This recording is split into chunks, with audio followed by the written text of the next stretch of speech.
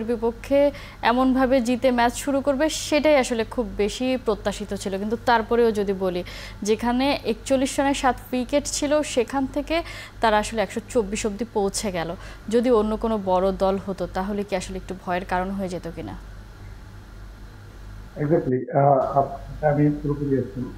বাংলাদেশ অনায়াসে জয় পেয়েছে আপাত দৃষ্টিতে মনে হলেও জয়ের ব্যবধানটা আমরা দেখছি ৮ উইকেট। যদিও আসলে বাইরে থেকে যদি দেখে বা কলকাতা দিয়ে বিচার করে তাহলে ভাববে যে খুব ভালো বা অনায়াসে একটা জয় পেয়েছে, কিন্তু আপনি যদি ম্যাচটা দিকে একটু লক্ষ্য রাখেন যেখানে ৪১ রানে ৭ উইকেট পড়ে গিয়েছে সেখান থেকে আসলে বাংলাদেশের বোলারদের উচিত ছিল যে কোনোভাবেই হোক জিম্বাবুয়েকে আরো অনেক কম রানে অন্ততপক্ষে ১০০-র নিচে বেঁধে রাখা। কারণ ম্যাচের মোমেন্টাম এমন একটা জিনিস যেটা আপনি বারবার পাবেন না, এবং আপনি যদি এই মোমেন্টামটা হাতছাড়া আপনার হয়ে যায় তাহলে আপনি কিন্তু আর পরবর্তীতে সেখানে থেকে ফিরে আসার সুযোগ খুব কমই পাবেন, বিশেষত যদি ম্যাচটা বড় দলের বিপক্ষে হয়। আপনি কিছুদিন আগে আপনি শ্রীলঙ্কার সাথে আমাদের খেলাটা দেখেছেন। আমরা কিন্তু প্রথম টেস্টে এরকম একটা মোমেন্টামে ছিলাম, কিন্তু শেষ পর্যন্ত যখন মোমেন্টামটা আমাদের কাছ থেকে হাতছাড়া হয়ে গিয়েছে সেটাই শেষ পরে আমাদের পরাজয়ের জন্য কাল হয়ে দাঁড়িয়েছিল।